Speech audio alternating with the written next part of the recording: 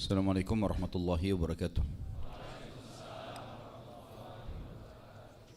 Alhamdulillah, selalu kita memuji Tuhan kita Allah sebagaimana layak Dia dipuji sebagai pencipta, satu-satunya yang telah memiliki, menciptakan, mengurus dan mengawasi semua yang di langit, semua yang di bumi dan semua yang di kedalaman lautan, tanpa terkecuali, dan tidak ada sekutu baginya dalam setiap kegiatannya. Zat yang maha kuat, maha adil, maha bijaksana, tidak beranak dan tidak diperanakkan, dan Dia dengan kemahamurahannya telah menggantungkan segala kebutuhan kita untuk roda kehidupan di muka bumi ini dengan kalimat sederhana namun penuh dengan berkah. Alhamdulillah. Maka jadikan lisan dan bibir kita selalu mengucapkan kalimat ini. Selanjutnya kita panjatkan salam hormat kita tidak pernah henti-hentinya selama nafas kita masih terhembuskan kepada manusia terbaik, manusia yang telah diperintahkan oleh Sang Pencipta Allah untuk dijadikan sebagai suri tauladan, tidak terkecuali dari bangsa, dari negara, dari suku manapun. Semua suku, semua bangsa, semua jenis kelamin laki-laki dan perempuan, semua jenjang umur, anak kecil ataupun orang tua diperintahkan untuk menciplak dan mengikuti hidup manusia terbaik ini. Dan pasti dia akan bahagia, menang dalam setiap perkaranya, dan juga mendapatkan solusi dari setiap masalahnya. Karena memang manusia terbaik ini telah tergambarkan dalam kehidupannya hal yang seperti itu. Jadi kalau seseorang mengikutinya pasti akan sama dengan dia. Manusia terbaik ini telah tergambarkan dalam kehidupannya kemenangan di setiap peperangan, kemenangan dari musuh-musuhnya, solusi dari masalah-masalahnya, dan kebahagiaan serta kekayaan terpenuhi semuanya. Dan juga Sang Pencipta Allah memerintahkan kita agar mengucapkan salam hormat kepada manusia terbaik ini, dan langsung dibalas oleh Sang Pencipta Allah 10 kali. Diberikan rahmat dengan mengucapkan sekali, maka sangat wajar kalau kita selalu membacakan salawat dan taslim kepada Nabi besar Muhammad sallallahu alaihi wasallam. Tentu tidak henti-hentinya saya selalu mengucapkan kepada teman-teman yang memiliki semangat untuk hadir di majelis ilmu, ikhlaskan niat kita semuanya agar kita bisa mendapatkan pahala sedang berada di jalan Allah, sebagaimana sabda baginda Nabi alaihi salatu wassalam, siapapun yang keluar menuntut ilmu, mengajar atau belajar, maka dia di jalan Allah. Di dalam hadis yang lain, siapapun yang keluar menuntut ilmu ikhlas karena Allah, mengajar atau belajar, maka dia akan mendapatkan pahala haji yang sempurna. Tadi dihasankan oleh para ulama hadis. Maka ikhlaskan niat teman-teman sekalian, bukan hanya sekedar momen meramaikan masjid, atau karena diajak oleh teman, atau karena ingin tahu. Itu sangat sederhana. Ambil sesuatu yang lebih besar, mumpung belum dimulai taklim kita, ikhlaskan niat dengan hitungan detik saja. Berharap pahala dari Allah Subhanahu wa taala tanpa harus melihat siapa yang menyampaikan. Karena kebenaran itu akan terucapkan dari seseorang siapapun dia kalau memang dia mengucapkan qala Allah dan qala Rasul alaihi salatu wassalam. Jadi tidak usah melihat siapa yang menyampaikan, tapi apa yang disampaikan. Dan itu yang terpenting dalam kehidupan kita. Serta keikhlasan ini akan mendatangkan efek yang positif. Kalau tiba-tiba sebentar bubar dari majelis, atau sementara majelis berjalan, ada sebuah hadis, ada ayat, ada cerita, ada kisah, ada yang bisa menyentuh hati kita, sehingga kita merasa, oh dulu saya pernah berbuat salah, oh mungkin momennya kebetulan sama kejadiannya dengan kita, atau mungkin lebih termotivasi melakukan ibadah. Maka itu efek dari majelis ilmu. Itu rahmat yang Allah SWT turunkan dari langit. Kita tidak akan pernah memungkiri, bahkan selalu yakin sepenuh-penuhnya sabda Nabi SAW, sesungguhnya Allah memiliki malaikat-malaikat yang khusus mencari majelis-majelis ilmu. Kemudian kalau mereka menemukan, maka mereka saling panggil satu sama yang lain, sehingga mereka memenuhi majelis tersebut sampai ke langit, bersambung sampai ke langit. Di dalam hadis yang lain, baginda Nabi SAW mengatakan, tidak ada kaum, atau beliau bersabda SAW, tidak ada kaum yang berkumpul di rumah Allah membahas ayat-ayat dari kitabullah, dan termasuk tentunya kita mempelajari hukum-hukum Allah di sini, mempelajari para tokoh sahabat yang telah banyak ayat Al-Quran turun kepada mereka. Mereka menyaksikan turunnya ayat, mereka mendampingi baginda Nabi SAW, kecuali akan turun malaikat membawa rahmatnya dari langit. Dalam riwayatnya dikatakan tidak ada seorang penuntut ilmu pun yang keluar ikhlas karena Allah, kecuali malaikat akan menaunginya dengan sayapnya karena ridho terhadap apa yang dia lakukan. Dan sekian banyak riwayat tentang masalah menuntut ilmu. Maka oleh karena itu saya mengajak diri saya dan teman-teman untuk ikhlas kepada Allah Subhanahu wa taala. Selanjutnya teman-teman sekalian, saya mengucapkan apa yang diajarkan oleh baginda Nabi SAW, marhaban bi talabatil ilm, selamat datang para penuntut ilmu. Majelis ilmu hanya akan mendatangkan kemuliaan. Buat simbol hidup mulai sekarang, terutama teman-teman yang generasi muda muslim sekarang yang masih belum mencapai umur-umur lansia, di mana memang mereka mengenal Islam lebih dini. Bangkitkan semangat. Sekarang sudah saatnya hijrah kepada kebaikan. Majelis ilmu ini harus dijadikan sebagai program wajib setiap hari. Dan kita jadikan simbol hidup kita, tidak ada hari tanpa ilmu. Dan tarik semua dalam ibadah nantinya. Tidak ada hari kecuali tanpa tahajud, tidak ada hari kecuali atau tanpa Al-Quran, tidak ada hari tanpa duha. Akhirnya semua program kita akan jalankan dalam kehidupan kita. Dan janji Allah pasti benar. Tinggal tunggu meninggal dalam keadaan baik, maka pasti masuk surga dan khalidina fiha, kekal selamanya di sana. Maka harus dijaga ini teman-teman sekalian. Istiqamah dalam agama adalah sebuah prestasi. Maka selamat datang menuntut ilmu, karena ilmu satu-satunya jalan untuk mendatangkan keimanan. Dan keimanan kalau sudah ada pada diri seseorang di antara kita, maka akan berubah semuanya. Orang buruk jadi baik, penakut jadi pemberani, orang pelit jadi dermawan, dan segala sesuatunya akan menjadi sesuai dengan diperintahkan oleh Sang Pencipta Allah Subhanahu wa taala. Sebelum saya mulai juga, sebentar lagi Ramadan akan datang insyaallah, dan tablik akbar kita untuk serial sahabat di Ramadan pun tetap berjalan. Di pekan kedua, Sabtu kedua tetap ada. Tapi mungkin akan diundur di pagi hari. Akan diundur di pagi hari insyaallah di pekan kedua Ramadan, ya. Dan kita akan membahas insyaallah di Ramadan nanti Hudzaifah bin Yaman radhiyallahu anhu, dan pada kesempatan ini kita akan bahas sahabat yang mulia Umair bin Wahab Al-Jumahi. Kita akan mulai teman-teman sekalian dari kisah tokoh kita ini, Umair bin Wahab Al-Jumahi. Dari namanya tentu Umair bin Wahab Al-Jumahi. Umair ini teman-teman sekalian dulunya bergelar di zaman jahiliyah syaitannya Quraisy. Mendapatkan gelar syaitannya Quraisy. Jadi dia dulu selevel jahatnya dengan kaum muslimin seperti Umar bin Khattab, seperti Ikrimah bin Abi Jahal, seperti Safwan bin Umayyah bin Khalaf. Orang-orang yang memang luar biasa bencinya dengan Islam gitu. Tapi pada saat ini kita akan lihat bagaimana kebesaran kekuasaan Allah Sang Pencipta yang jauh lebih mengetahui keadaan makhluknya daripada kita semua sebagai makhluk. Allah lebih tahu siapa orang yang pantas diberikan petunjuk dan siapa orang yang tidak pantas diberikan petunjuk, karena Allah sangat mengetahui isi hati manusia. Umair ini teman-teman sekalian diberikan julukan syaitan Quraisy karena dia suka sekali mengatur program harian memerangi Islam. Setiap hari itu perilakunya, nggak ada yang lain. Bahkan dia terkenal orang yang sangat pintar. Dia orang pelatih militernya Quraisy, sangat terampil dalam memanah, berpedang, mengatur strategi perang. Bahkan dia sangat mahir khusus ya di masalah menilai jumlah pasukan musuh. Padahal zaman itu sulit sekali orang bisa menilai. Tapi sekarang, di zaman sekarang mungkin lebih mudah. Zaman dulu orang sulit.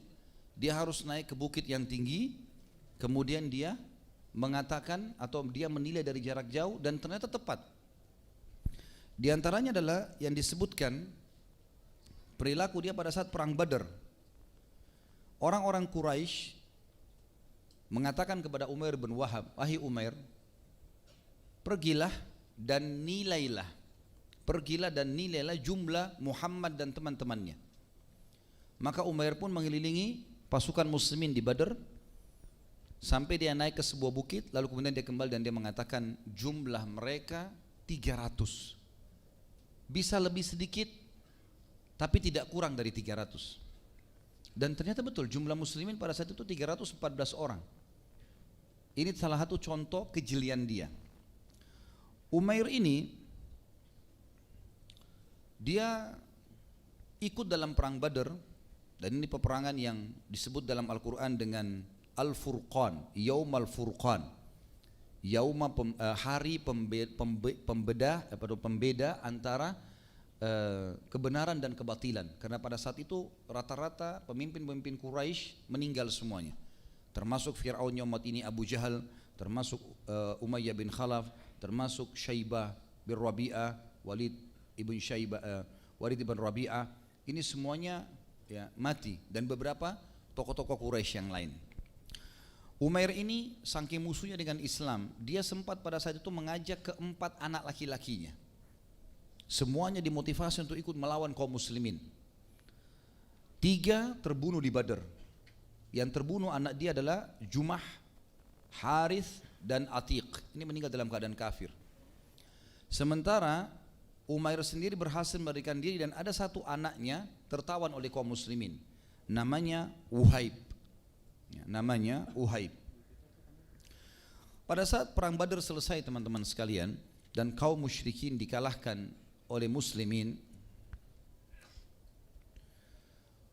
Umair sempat duduk di sebuah wilayah namanya Hijr di Mekah. Jadi di kota Mekah sendiri ada beberapa, kalau kita mungkin sekarang kelurahan atau kecamatan ya, ada satu wilayah namanya Hijr. Hijr ini lokasi yang elit di Mekah dan selalu digunakan oleh orang-orang Quraisy untuk mengatur strategi memerangi muslimin. Pada saat Umayyah bin Khalaf mati terbunuh oleh Bilal, dan kita sudah ceritakan bagaimana proses terbunuhnya pada saat menceritakan Bilal radhiyallahu anhu, yang merupakan tuannya Bilal dulu di Mekah, anaknya namanya Safwan bin Umayyah bin Khalaf. Ini rupanya sepupunya Umair. Jadi ayah Umair, Wahab, ya, Umair bin Wahab, ini bersaudara dengan ayahnya, dengan Umayyah bin Khalaf ini. Maka dua orang ini sepupu, Safwan bin Umayyah bin Khalaf dengan Umair bin Wahab Jumai, duduk di wilayah Hijr. Lalu mereka merenungi kejadian perang ini.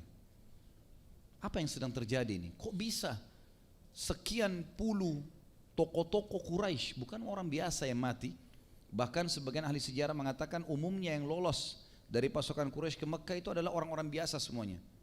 Budak-budak mereka, para kaum wanita, pesuruh-pesuruh, tapi semua tokoh masyarakatnya umumnya mati. Di antara yang bisa lolos hanya orang-orang ini, di antaranya Umair ini. Maka kedua sepupu ini duduk di depan di Hijr, di sebuah tempat. Lalu Safwan berkata, sungguh sedih sekali ya gitu. Sungguh sedih sekali melihat kejadian apa yang terjadi di Badar. Ayahku terbunuh, maksudnya Umayyah bin Khalaf. Sementara anakmu Uhaib tertawan. Dan umumnya tokoh-tokoh Quraisy mati terbunuh. Nama kita rusak di Jazirah Arab. Orang-orang Arab menganggap Quraisy yang kuat, terkalahkan oleh muslimin. Mana lagi jumlah kita 1000, jumlah mereka cuma 300 bisa mengalahkan. Gimana nih? Maka Umair tiba-tiba berkata, wahai sepupuku, dia berkata kepada Safwan, kalau bukan karena hutang-hutangku yang banyak, kalau bukan karena aku membutuhkan seseorang yang bisa menaungi istri dan anakku, maka aku akan menghenuskan pedangku ini dan aku ke Madinah, lalu aku akan membunuh Muhammad. Aku akan membunuh Muhammad. Maka tiba-tiba Safwan menyambut pernyataan Umair tadi. Dia berkata, kalau begitu begini saja, anggap utangmu semua sudah lunas, saya bayarin. Keluargamu saya yang tanggung. Pergilah ke Madinah dan bunuhlah Muhammad. Maka Umair sama Safwan sepakat berdua, tidak ada orang ketiga pada saat itu di Hijr kecuali mereka. Sepakat berdua, tidak satupun masyarakat Mekah yang disampaikan pada saat itu. Lalu Umair pun mengatakan, baiklah, saya akan pergi. Dia cari pedangnya yang terbaik, dibubuhi dengan racun yang mematikan. Kemudian dia pun menuju ke kota Madinah. Kebetulan pada saat itu selesai perang Badar, baginda Nabi SAW bermusyawarah dengan sahabat, kita apakan nih? Tawanan-tawanan Badar diapakan nih? Ada 60 orang tawanan Badar, banyak. Ditanyalah beberapa orang sahabat, diantaranya Abu Bakar. Abu Bakar mengatakan, ya Rasulullah, kerabat kita, masih ada hubungan kerabat, artinya bebasin saja. Kalaupun mereka mau dihukum, maka suruh mereka bayar upeti. Lalu Nabi SAW balik ke Umar bertanya, hai Umar, apa pendapatmu? Kata Umar, ya Rasulullah, datangkan orang yang terdekat diantara mereka dari kerabatku yang ditawan nih, saya tebas lehernya. Datangkan yang terdekat kepada Abu Bakar, suruh dia tebas lehernya. Datangkan si fulan kepada si fulan, suruh tebas lehernya. Masing-masing bunuh kerabat terdekatnya. Kata Nabi SAW, kenapa Umar? Kenapa kok tegas sekali begitu? Kata Umar, ya Rasulullah, orang-orang ini keluar dari Mekah bawa pedang, keluar ingin memerangi Allah dan Rasulnya. Mereka bukan orang-orang yang zimmi, orang kafir yang tidak keluar perang, ini keluar berperang, dan ini peperangan pertama kita bersama mereka. Maka harus kita tunjukkan ketegasan kita kepada orang-orang kafir. Rupanya Nabi SAW cenderung dengan pendapat Abu Bakar. Artinya sudahlah, kita bayarin upeti saja. Lalu Umar diam. Nabi SAW pun menjalankan keputusannya, dikirimlah orang ke Mekah untuk menyampaikan bahwasanya siapa yang mau nebus kerabatnya silahkan, boleh saja datang. Gitu kan? Walaupun sebenarnya keesokan paginya Nabi SAW, saya sudah ceritakan di kisah Abu Bakar dan Umar radhiyallahu anhum ajma'in ini, sebelum sholat subuh Umar bin Khattab masuk masjid menemukan Nabi SAW bersama Abu Bakar sedang menangis. Maka Umar berkata, ya Rasulullah, wahai Abu Bakar, apa yang membuat kalian berdua menangis? Beritahukan kepada aku supaya saya ikut menangis. Karena enggak mungkin dua orang ini nangis kecuali pasti hebat, luar biasa nih kejadiannya. Kata Nabi SAW, hai Umar, kalau turun azabnya Allah, kami semua kena kecuali kamu. Maka Umar menangis, kenapa ya Rasulullah? Ada apa dengan saya? Kata Nabi SAW, Allah telah turunkan firman-Nya yang menyetujui pendapatmu. Mestinya orang-orang ini bunuh semua. Tapi karena sudah terlanjur, Nabi SAW ambil keputusan, maka sudah. Gitu. Allah SWT sudah memaafkannya. Gitu. Ringkas cerita teman-teman, masyarakat Mekah sudah rame-rame menuju ke Madinah untuk menebus kerabat-kerabatnya. Nah, Umair menunggangi momen itu. Dia datang ke Madinah, menunggangi momen seakan-akan dia akan menebus anaknya. Tradisi orang dulu juga teman-teman sekalian, kalau dia menaruh pedang, itu ada tempat-tempatnya. Kalau dia cuman model, ya, biasanya ditaruh di bagian depan perutnya, diikat dengan tali. Kalau dia berjaga-jaga di pinggang kanan atau pinggang kirinya. Kalau dia mau membunuh, itu ditaruh digantung di bagian punggung belakangnya. Talinya terikat di depan lehernya gitu. Umair menaruh pedang itu di punggungnya. Dia lupa karena dia terlalu semangat ingin membunuh Nabi SAW. Maka dia taruh di situ, dia nggak taruh di pinggangnya gitu kan. Kemudian juga karena buru-buru ke Madinah, dia nggak bawa tebusan, dia nggak bawa sesuatu. Begitu masuk di pintu kota Madinah, kebetulan yang menjadi kepala keamanan Madinah Umar bin Khattab. Ya. Kenapa antum ketawa? Begitu Umar lihat dia, langsung Umar berkata, Umair bin Wahab Jumahi, syaitannya Quraisy. Dia bilang sama orang-orang, hati-hati dengan orang ini.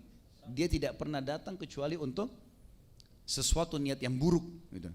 Dan demi Allah, dia lebih aku benci daripada anjing, kata Umar. Luar biasa orang ini. Dan Umar berkata, dialah yang telah menerka jumlah pasukan kami di Badr. Ya, bahkan dia sempat di Badr, Umair mengingatkan orang-orang Quraisy. Apa yang dia bilang? Hai Quraisy, saya sudah menerka jumlah muslimin 300 orang tidak akan kurang, tapi lebih dari itu sedikit. Dan saya juga sudah naik ke atas sebuah bukit, saya sudah meninjau di sekitar Badr, tidak ada satupun pasukan bantuan dari Madinah. Tapi ketahuilah, pasukan yang seperti ini jangan terpengaruh dengan jumlah sedikitnya, karena mereka bergantung pada pedangnya. Maka mereka datang untuk mati. Pulanglah, jangan lawan muslimin. Sempat dia kasih saran begitu sebenarnya. Tapi Abu Jahal tetap ngotot pada saat itu dan akhirnya terjadi peperangan.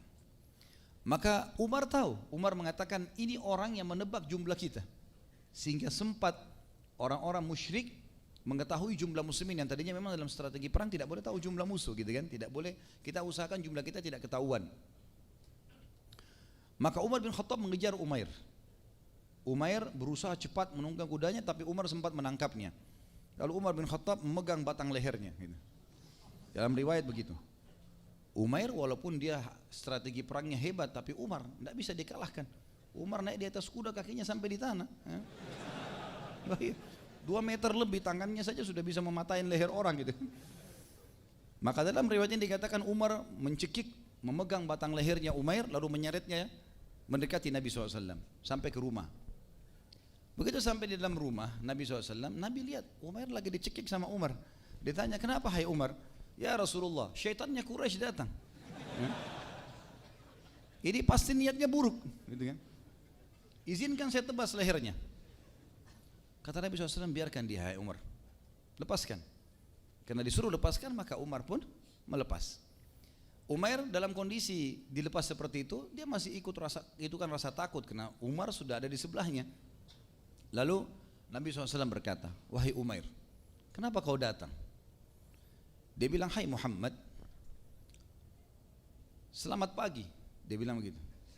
Dalam bahasa Arab biasa sabah, ya. Kalau sekarang ditambah dengan khair, sabahul khair. Orang Quraisy biasa menyebutkan itu. Kata Nabi SAW, kami sudah digantikan dengan kalimat ucapan yang lebih baik, assalamualaikum, keselamatan gitu kan. Dia bilang saya tidak tahu masalah itu. Kata Nabi SAW, kenapa kau datang? Dia bilang saya datang seperti datangnya orang-orang lain, ingin menebus anak saya Uhaib yang sedang kalian tawan, gitu kan. Kata Nabi SAW, orang yang datang mau menebus orang lain, yang ditaruh di lehernya harta. Yang kamu taruh sekarang itu pedang. Jujur, kenapa kau datang? Ditanya lagi oleh Nabi SAW. Enggak, benar-benar saya datang untuk tebus anak saya. Lalu kenapa pedang itu? Pedang ini enggak ada gunanya, dia bilang. Setelah kami kalah di Badar, enggak ada gunanya pedang ini. Artinya pedang ini satu mau ngalahin muslimin, bagaimana caranya gitu. Dia mau balikan fakta. Kalian sekarang sudah menang, nama kalian mulai harum, apalah segala macam.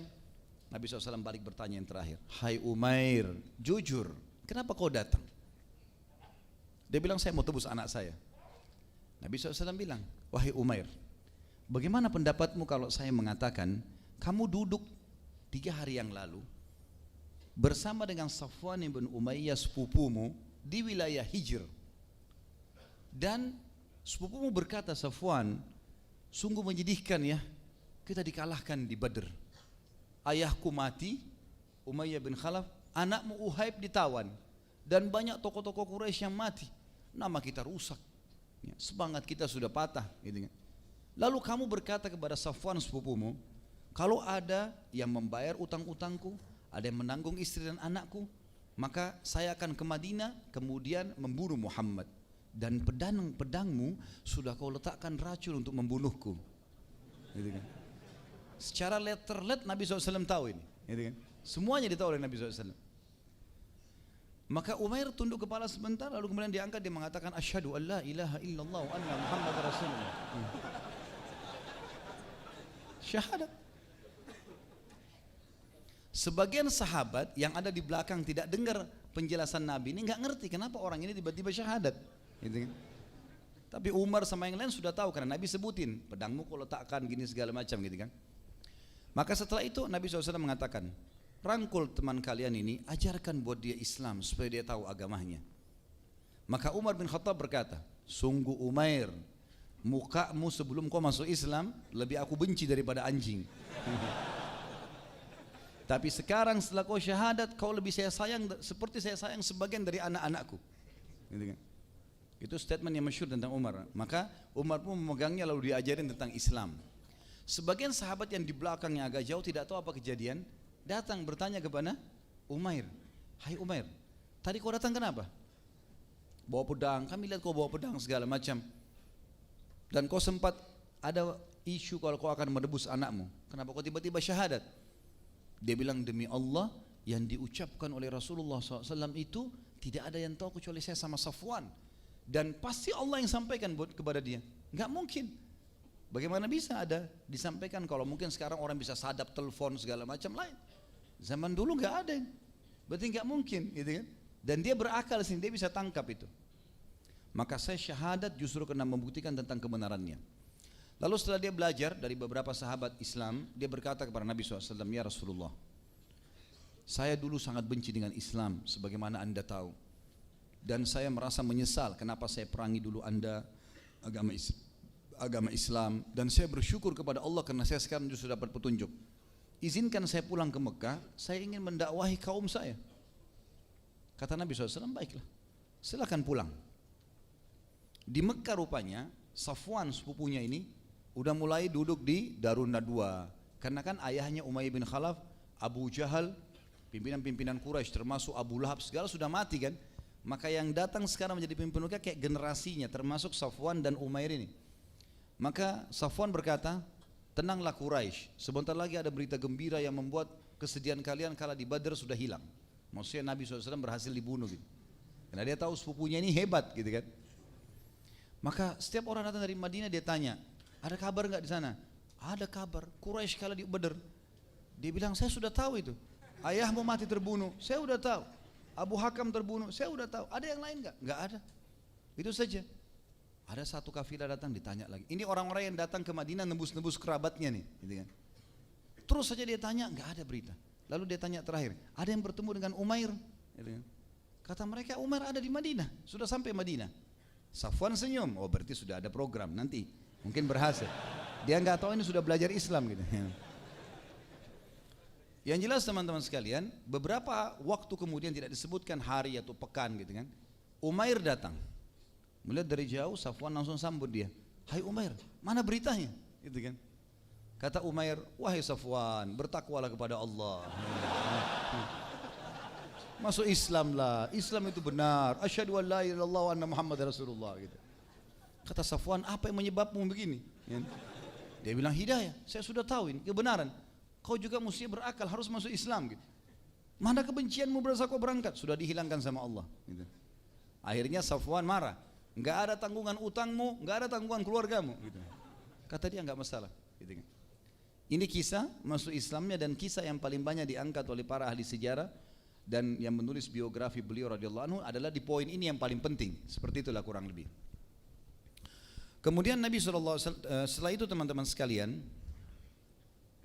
panjang lebar tentu riwayat, ada beberapa riwayat tapi sama saja ngerucut kepada perilaku yang sama tadi pada saat Umair masuk Islam di tangan Nabi alaihi salatu wassalam. Jadi itu teman-teman bisa ikutin tentunya sampai dari halaman ya, kalau di buku kita ini 298 sampai 302 atau 301. Di antara yang disebutkan juga tentang masalah Umair ini, pada saat dia balik ke Mekah, dia mulai berdakwah, tapi ini masih tahun 2 Hijriah ya. Kita tahu setelahnya ada perang Uhud, ada perang Ahzab, ada Khandaq, kemudian ada pembebasan kota Mekah ya. Jadi memang Umair berdakwah tapi secukupnya dan tidak disebutkan banyak kisah beliau berhubungan dengan peperangan-peperangan Nabi SAW karena memang dia tinggal di Mekah. Dan juga di Mekah tidak disebutkan apakah ada orang-orang tertentu yang masuk Islam di tangannya, Allah alam. Tapi yang paling disoroti oleh para ulama adalah pada saat pembebasan kota Mekah. Nabi SAW menembus kota Mekah di tahun 8 Hijriah dengan kekuatan 10.000 orang pasukan dan Mekah menyerah tanpa ada perlawanan. Karena Nabi SAW dalam strategi perang beliau, dan ini taufik dari Allah SWT, tidak pernah mengiklankan akan kemana. Saya mau jihad gitu ya, silakan siapa yang mau ikut, semuanya pada ngumpul. Jadi pasukan jalan cuma ikuti kuda Nabi SAW, tidak tahu ke arah mana. Cuma ada 2 peperangan Nabi SAW dari sekian banyak peperangan yang beliau iklankan kalau memang mau ke situ, tujuannya itu. Ke Tabuk untuk memerangi Romawi di awal tahun 9 Hijriah dan di akhir tahun 8 Hijriah dan perang Khaybar yang sebelumnya lagi untuk menyerang orang-orang Yahudi di Khaybar. Yang lain semua Nabi SAW merahasiakan termasuk Mekah. Sampai pasukan muslimin sudah tiba di dekat pintu gerbang Mekah, tinggal kurang lebih 1 mil saja, 2 kilometer lah. Orang-orang Quraisy tidak tahu kalau pasukan muslimin sudah sampai di situ. Dan pada malam itu Abbas masuk Islam. Nanti kita ceritain insya Allah di zamannya Abbas radhiyallahu anhu atau bahasannya. Kemudian Abu Sufyan juga keluar, akhirnya bertemu, akhirnya masuk Islam. Masuk Islam Abu Sufyan. Ringkasnya sampai Mekah dikuasai. Waktu Mekah dikuasai ada 10 orang yang Nabi SAW suruh bunuh, kan gitu. Ini juga sudah kita bahas di bahasan Ikrimah bin Abi Jahal. Salah satunya adalah Safwan bin Umayyah bin Khalaf, sepupunya Umair. 10 orang ini kalian temukan dimanapun bunuh, termasuk kalau mereka bergantung pada kiswanya Ka'bah, bunuh. Di Ka'bah nggak boleh orang bunuh orang, nggak boleh tumpah darah. Tapi Nabi SAW suruh. Di antaranya Safwan bin Umayyah bin Khalaf. Safwan ini lari meninggalkan Mekah. Dan Safwan ini memiliki terkenal orang yang pedagang terbesar dalam perlengkapan perang, pedang, panah, perisai dan seterusnya. Safwan termasuk bersama Ikrimah bin Abi Jahal, waktu kita bahas Ikrimah bin Abi Jahal yang sempat membentuk pasukan kecil lalu menyerang pasukannya Khalid bin Walid pada saat pembebasan kota Mekah, tapi mereka kalah gitu. Safwan melarikan diri pada saat itu, melarikan diri. Maka Ikrimah bin Abi Jahal radhiyallahu anhu sempat masuk Islam gara-gara istrinya. Istrinya datang kepada Nabi SAW masuk Islam lalu mengatakan, ya Rasulullah, Ikrimah lagi pergi ke Afrika, izinkan saya mengejarnya dan berikan jaminan. Kata Nabi SAW, bawalah suamimu, gak ada masalah. Lalu ringkas tentu sudah kita ceritakan di Ikrimah, dijemputlah Ikrimah oleh istrinya, kemudian di jalanan tidak mau digauli karena dia katakan saya adalah muslimah, kamu masih kafir, sampai hanya Ikrimah masuk Islam atau tiba di Mekah. Rupanya kejadian ini memicu Umair untuk meminta izin kepada Nabi SAW, ya Rasulullah, sepupu saya Safwan, dia sudah lari, sebagaimana Ikrimah dapat jaminan, boleh nggak saya kasih jaminan? Apalagi istrinya Safwan masuk Islam. Kata Nabi SAW, susul sepupumu, silahkan. Maka dikejarlah oleh Umair. Bertemulah mereka pada saat itu teman-teman sekalian. Khilaf di antara ahli sejarah pertemuannya apakah itu di Taif ataupun itu di Jeddah, gitu kan. Yang jelas Umair sempat mendapatkan sepupunya, lalu berkata, wahai Safwan, kemana engkau akan pergi? Muhammad telah menguasai Mekah dan risalahnya benar, mulia. Dia orang yang tidak pernah terkenal bohong sebelumnya. Kenapa kau tidak mau masuk Islam? Apalagi saya diutus oleh Nabi SAW untuk menjemputmu. Silahkan, kamu kembali. Ada jaminan. Kamu bisa masuk dan dapat jaminan 4 bulan. Gitu kan. Riwayat pertama mengatakan 2 bulan, riwayat kedua 4 bulan. Maka kata Safwan, apa jaminannya? Kebetulan Umair sempat berkata sebelum meninggalkan Mekah, ya Rasulullah, berikan aku sebuah tanda yang membuktikan supaya aku ini utusanmu dan Safwan mau datang ke Mekah. Nabi SAW kasih imamahnya, cabut lalu dikasih ini sebagai jaminan, ini imamahku. Pergilah Safwan, Umair kesana lalu mengatakan ini imamahnya Nabi SAW, silakan datang. Maka datanglah Safwan.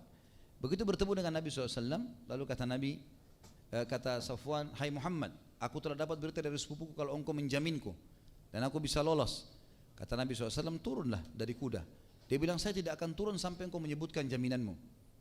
Maka Nabi SAW mengatakan, iya, kau punya jaminan 4 bulan untuk berfikir.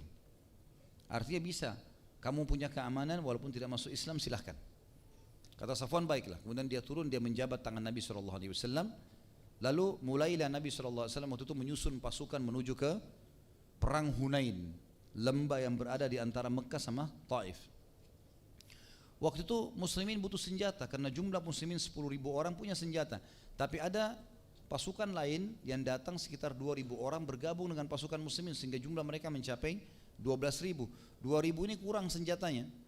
Nabi SAW datang kepada Safwan lalu berkata, hai Safwan, bisa enggak senjata ini saya pakai untuk pasukan? Kata Safwan, ini sebagai rampasan perang karena aku kalah atau karena sukarela atau pinjaman? Kata Nabi SAW, pinjaman, sukarela. Saya akan kembalikan dan ini jaminan, saya akan bayar, gitu kan. Di sini kita lihat bagaimana akhlak Nabi SAW yang mulia.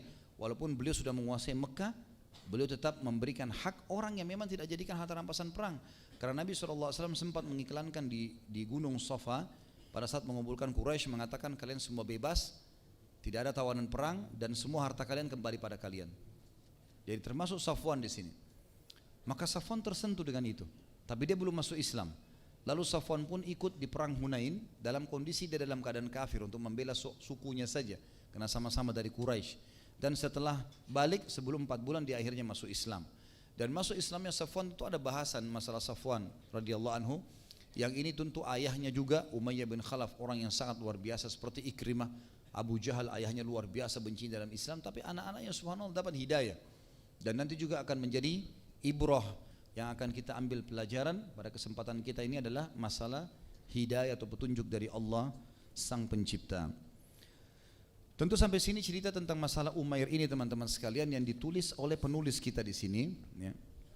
Dan saya akan coba masuk ke manaqibnya dan juga ad-durus wal ibar.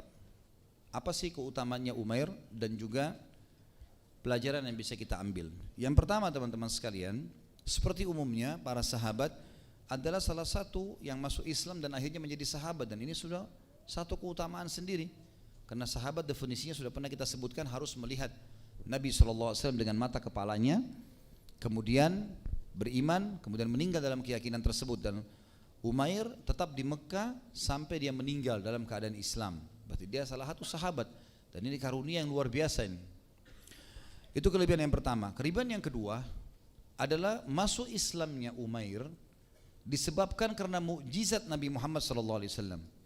Tentu ada yang masuk Islam teman-teman itu karena petunjuk, maksudnya karena mungkin ada yang mengajaknya atau mungkin ada kejadian tertentu terjebak ya pada keadaan akhirnya dia masuk Islam. Kan ada beberapa kisah-kisah seperti itu. Dan ada yang masuk Islam justru karena mukjizat Nabi SAW. Ya, nanti akan kita sebutkan dalam Ad-Durus wal Ibar, pelajaran kita, beberapa orang-orang yang memang masuk Islam karena mukjizat baginda Nabi SAW. Ini mukjizat karena Nabi bisa ulangi perkataannya. Sama dengan kita sebutkan kokohnya Islamnya Abu Sufyan pada saat itu kan. Bagaimana dia duduk di dekat Ka'bah, kemudian Nabi SAW menyebutkan apa yang dia ucapkan, sehingga hanya jadi tambah kokoh keimanannya gitu, keislamannya. Yang ketiga, keutamanya dia adalah dia menjadi dai. Dan ini seharusnya keadaan seorang muslim. Bagaimana dia setelah masuk Islam, atau mungkin kalau yang sudah lahir dalam keadaan Islam kemudian dia pelajari Islam, sudah mulai faham, hadiri pengajian, maka dia mendakwakannya sehingga menjadi dai. Sebagaimana sabda Nabi SAW, "Ballighu anni walau ayah." Sampaikan dariku walaupun cuma sebuah ayat, gitu kan? Tapi yang sudah kita fahamin, misal kita sudah tahu tentang bab solat wajib misalnya, tata cara yang lalu kita dakwakan kepada tetangga-tetangga kita di dekat rumah, atau jemaah di masjid dekat rumah kita, atau keluarga kita, istri, anak, sepupu, siapa saja, maka itu adalah hal yang mestinya disampaikan, ya, dakwah, jadi dai. Dan ini yang terjadi pada dia. Dia menutup kesalahannya dengan menjadi dai, dan dai punya keutamaan sendiri tentunya, ya. Dai itu berarti orang-orang yang memanggil orang di jalan Allah, maka setiap orang mendapatkan petunjuk karena dia, maka dia akan panen pahalanya asal dia ikhlas kepada Allah Subhanahu wa taala. Yang keempat, dia menjadi penjamin bagi sepupunya Safwan bin Umayyah bin Khalaf, salah satu tokoh Quraisy. Dan akhirnya masuk Islamlah Safwan, gitu kan. Maka terlengkapkanlah seluruh pemimpin Quraisy masuk Islam pada saat itu, karena Abu Sufyan sudah masuk Islam, kemudian Umair masuk Islam, kemudian Ikrimah masuk Islam, dan ini Safwan masuk Islam. Maka satu kota Mekah akhirnya masuk Islam gara-gara semua keempat tokoh-tokoh ini masuk Islam. Dan sebabnya masuk Islamnya orang ini sehingga seluruh masyarakat Mekah sempurna masuk Islam justru karena Umair penyebabnya. Ini keutamaan, ya. Dan tugas kita dalam dakwah teman-teman hanya menyampaikan, bukan penerimaan. Dan ini sudah pernah saya sampaikan. Kita tugasnya menyampaikan. Masalah dia terima nggak terima, dia berubah nggak berubah, bukan urusan kita itu. Nggak harus sama kita sama sekali. Kita hanya cukup menyampaikan. Sebagaimana Allah berfirman kepada Nabi-Nya Muhammad SAW, "Ma 'alaika illal balagh." Nggak ada tugas Muhammad Muhammad kecuali hanya penyampaian saja. Kita tidak bisa memberikan apa-apa. Kita cuma bisa menyampaikan, selebihnya terserah Allah Subhanahu wa taala. Kemudian juga yang selanjutnya, yang kelima, keutamaannya adalah dia tetap menjadi penduduk Mekah dan menjadi dai di sana sampai hari pembebasan kota Mekah. Artinya tadi menjadi dai sebagai profesi, dan juga dia terus bertahan istiqomah dalam dakwanya itu sampai pembebasan kota Mekah. Bahkan setelah selesai pembebasan kota Mekah dan meninggalnya Nabi SAW pun, Umair tetap memperkokoh Mekah pada saat hari Riddah, hari-hari di mana orang banyak murtad karena justru meninggalnya Nabi SAW, dan dia sempat menjadi salah satu orang yang mempertahankan Mekah pada saat itu bersama dengan Suhail bin Amr, penulis kesepakatan Hudaybiyah yang dulu dibenci sekali oleh Umar dan beberapa sahabat ridwanullahi alaihim. Akhirnya Nabi SAW larang untuk membunuhnya karena ternyata memang setelah masuk Islam dia menjadi penyebab Mekah kokoh pada saat di waktu banyak suku-suku Arab murtad dengan meninggalnya Nabi SAW. Yang terakhir, yang keenam adalah dia sempat hadir di perang Hunain. Tapi ini tidak disebutkan di dalam buku-buku tentang kiprahnya. Tapi hadir dalam perang Hunain artinya hadir bersama Nabi SAW. Walaupun cuma satu kali peperangan itu yang disebutkan. Dan perang Hunain itu setelah pembebasan kota Mekah, Nabi SAW mendengar suku Hawazim, ada satu suku Arab yang menguasai Taif 60 kilo dari kota Mekah, dan wadi atau lembah Hunain itu jumlahnya banyak sekali, jumlah mereka sekitar 30.000 orang, dan mereka punya pasukan-pasukan yang kuat, ya. Pemimpinnya juga masih muda, ya. Maka kalau tidak salah Malik bin Auf namanya, ya, pemimpinnya yang sangat terkenal dengan kekerasan tubuhnya segala macam, pasukannya besar gitu. Tetapi tentu muslimin memenangkan peperangan, tapi di awal hari Hunain dikalahkan, dan sempat Umair ikut dalam peperangan ini. Cuma sekali lagi enggak disebutkan kiprahnya, karena di perang Hunain yang banyak kiprahnya adalah Khalid bin Walid, kemudian beberapa sahabat-sahabat Nabi yang lain, dan insya Allah nanti akan ada bahasan tentang mereka. Kita sekarang masuk ke masalah pelajaran yang bisa kita ambil teman-teman sekalian. Tentu sebagaimana saya sudah pernah jelaskan, ada di antara sahabat-sahabat Nabi yang punya kiprah banyak sekali dalam Islam. Seperti kita pada saat membahas Abdullah bin Mas'ud, kita membahas Abu Bakar, Umar, Uthman, Ali, Talha, Zubair. Kadang-kadang mungkin tabligh akbar kita butuh 4-5 jam untuk menyelesaikan mereka. Tapi ada di antara sahabat memang tidak terlalu banyak yang disebutkan tentang mereka. Maka kita mengikuti arus perkembangan yang ada saja. Yang penting bagaimana kita mengambil pelajaran dari situ. Pelajaran yang pertama adalah keutamaan Islam. Dan bagaimana orang yang betul-betul ikhlas masuk dalam Islam, maka Allah akan tanamkan itu dalam hatinya. Dan Allah pasti akan membukakan untuknya peluang-peluang yang sangat banyak. Misal peluang untuk menjadi dai, peluang memperbaiki nama-namanya yang lalu, ya. Sebagaimana Umair yang tadinya diberikan gelar syaitan Quraisy bisa berubah menjadi dai. Yang kedua, dan ini yang kita ingin titik beratkan, adalah mukjizat Nabi Muhammad SAW. Banyak contoh-contohnya selain Umair. Misal Abdullah bin Abbas radhiyallahu anhuma, di mana waktu dia masih berumur kecil, masih anak kecil 10 tahun, Nabi SAW menepukkan telapak tangannya ke dada Abdullah lalu berkata, Allahumma faqihhu fid din. Ya Allah, jadikanlah dia faqih, ulamanya, ya, faqih dalam agama maksudnya faham dalam agama. Jadi ulamanya muslimin. Dan Abdullah bin Abbas itu masih umur 10 tahun. Dan akhirnya Allah SWT kabulkan sebagai mukjizat Nabi SAW, dan akhirnya, ya, jadilah dia ulama. Begitu pula dengan paman ayahnya Abbas bin Abdul Muttalib masuk Islam karena mukjizat Nabi SAW. Nabi SAW berdoa kepada Allah agar Abbas diberikan hidayah, dan Abbas masuk Islam, dan dia termasuk orang yang terakhir hijrah, terakhir mendapatkan pahala hijrah, karena dia sempat keluar dari Mekah walaupun pasukan muslimin tinggal 1 mil dari pintu gerbang kota Mekah, tapi dia niat hijrah mau ke Madinah. Dia nggak tahu kalau pasukan muslimin sudah datang. Begitu lihat lalu dia syahadat di hadapan Nabi SAW. Kemudian As bin Abil As, anak mantu Nabi SAW yang tadinya menikah dengan Zainab radhiyallahu anha. Waktu Zainab mengikrarkan kenabian Nabi SAW ayahnya, As bin Abil As tidak mau. Lalu Nabi SAW pisahkan mereka. Sampai akhirnya As bin Abil As menjadi tawanan muslimin di salah satu peperangan. Kemudian waktu ditawan di masjid, selalu begitu tradisi Nabi SAW, ditawan di masjid, diikat di dalam masjid, lalu mereka melihat Nabi SAW dan para sahabat sholat, mendengarkan ayat-ayat Al-Quran, mendengarkan penyampaian Nabi SAW wahyu, atau kalau kita katakan hadis-hadis Nabi SAW, dikeraskan suara Nabi sehingga mereka mendengar para tawanan, cuma mereka diikat di tiang-tiang. Nah pada saat itu As bin Abil As sempat tertawan seperti itu, dan dia mengirim surat kepada istrinya Zainab dan mengatakan, hai Zainab, lindungilah aku. Maka pada saat Nabi SAW akan takbir sholat subuh, tiba-tiba ada suara dari sab perempuan mengatakan, aku telah melindungi As bin Abil As. Dan Nabi SAW tahu itu suara Zainab, anaknya. Para sahabat kenal suara anak Nabi SAW. Setelah saya salam, kata Nabi SAW, apakah kalian dengar apa yang saya dengar? Kata mereka, iya ya Rasulullah. Kata Nabi SAW, demi Allah saya nggak tahu sama sekali kalau anak saya Zainab melindungi mantan suaminya, dianggap mantan karena masih dalam keadaan kafir.